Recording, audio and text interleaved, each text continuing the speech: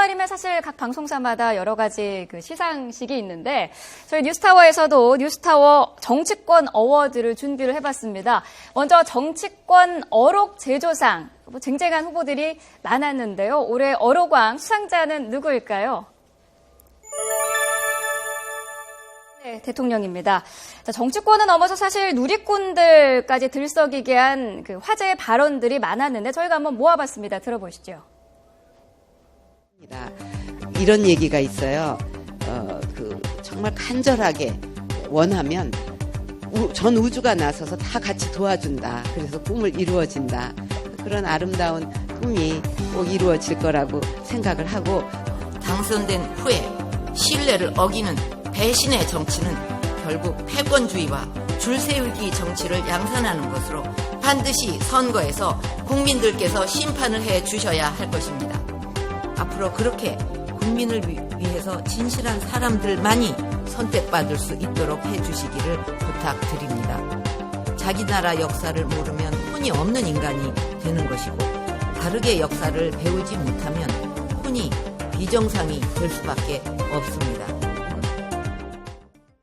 네, 올해 정치권 어록 제조상을 받은 박근혜 대통령의 어록들, 주요 부분들만 저희가 모아서 들어봤는데 어떻게 보셨습니까? 박근혜 대통령의 그 정치적 표현은 상당히 간결하고 함축적이면서 아주 분명하다라는 장점이 있습니다. 네. 현존하는 정치인 중에서 아마 가장 정치적 메시지를 간순하면서도 아주 분명하게 전달하는 아주 유능한 정치적 기술을 갖고 있는 정치인이 아닌가 생각이 되고요. 네. 앞으로 이제 총선이 다가오고 특히 이제 총선 이후에 대선을 향해 가면서 상당한 정도로 좀 더 이 정치적 파괴력이 있는 발언들을 좀 더 쏟아내지 않을까 생각이 됩니다. 이런 발언들을 하면서 정치적인 파워도 굉장히 커졌다고 볼 수가 있겠죠. 그렇죠. 아까 보셨지만 네. 배신의 정치 심판해달라고 했지 않습니까? 마치 네. 유세를 하듯이 그 대통령이 아주 강한 어조로 얘기를 하지 않습니까? 네. 국무회의 석상인데요. 이제 그 일로 인해서 결국은 유승민 원내대표가 물러날 수밖에 없는 상황에 몰리지 않았습니까? 그 정도의 어떤 그 콘크리트 지지층을 가지고 있는 대통령의 파워를 보여준 거죠. 그리고 그뿐만 아니라 대통령은 지금까지 이 콘크리트 지지층을 바탕으로 해서 여러 가지 정치적 기로에 설 때마다 네. 이제 강력한 워딩을 통해서 이제 본인의 입장을 표명해 왔죠. 예전에 노무현 전 대통령 맞설 때도 참 나쁜 대통령이라고 그래서 아주 간단하게 얘기를 했었고. 근데 네. 커터칼 테러를 당했을 때도 대전은요 해가지고 네. 그 당시 대전이 박성희 후보가 열세였었습니다. 근데 그거 사실 선거판을 뒤집어서 박성희 후보가 결국 그 지방선거에서 당선이 되죠. 네.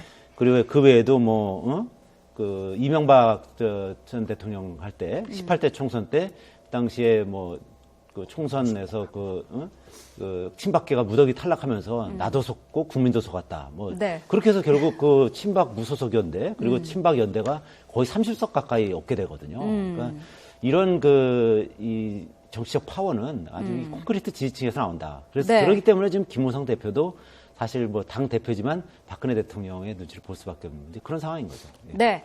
자, 두 번째 수상 부문 보겠습니다. 정치권 판 흔들기 부문인데요. 자, 여야 각 당을 흔든 인물에게 주는 상입니다. 수상자 한번 확인해 보시죠. 네. 자, 유승민 의원 그리고 안철수 의원이 여야를 대표해서 판 흔들기 상을 받았습니다.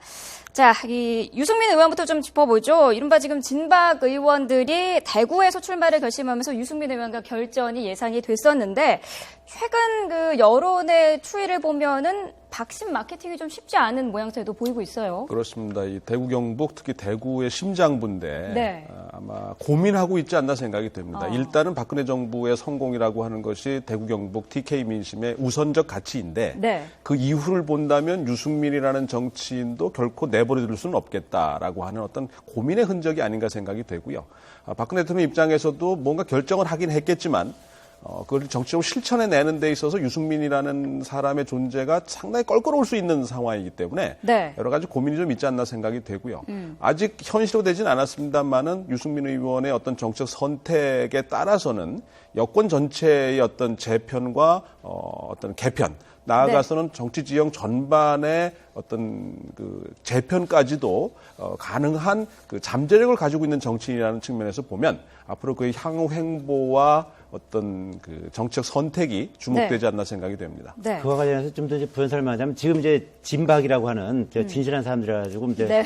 뭐 청와대에 있었던 분이라든지 아니면 장관에 있었던 분이 이제 대구 경북에 내려갔는데 이제 지금 사실 지지율이 잘 안 나온 분이 뭐 대표적으로 곽상도 전 민정수석이라든지 네. 그다음에 뭐 전광삼 전 춘추관장 그다음에 또 김종필 전 법무비서관 뭐 이런 분들인데 김종필 전 법무비서관은 아예 뭐 포기를 했습니다. 네. 그리고 정광삼 전 춘추관장 같은 경우는 이제 대구에서 자신의 이제 고향인 경북 울진, 봉화, 영덕 이쪽으로 이제 옮겨갔거든요. 네. 그러니까 청와대에서 이렇게 어떻게 보면 이제 내리꽂다시피 하는 것이 다 성공하기는 쉽지 않은 거죠. 네. 정치 풍토가 이렇게 바뀐 겁니다. 그래서 지역에 어느 정도 뿌리를 가지고 있고 그리고 또 인지도가 있어야만 거기서 성공할 수 있다. 뭐 그런 점을 이제 보여준 거죠. 네.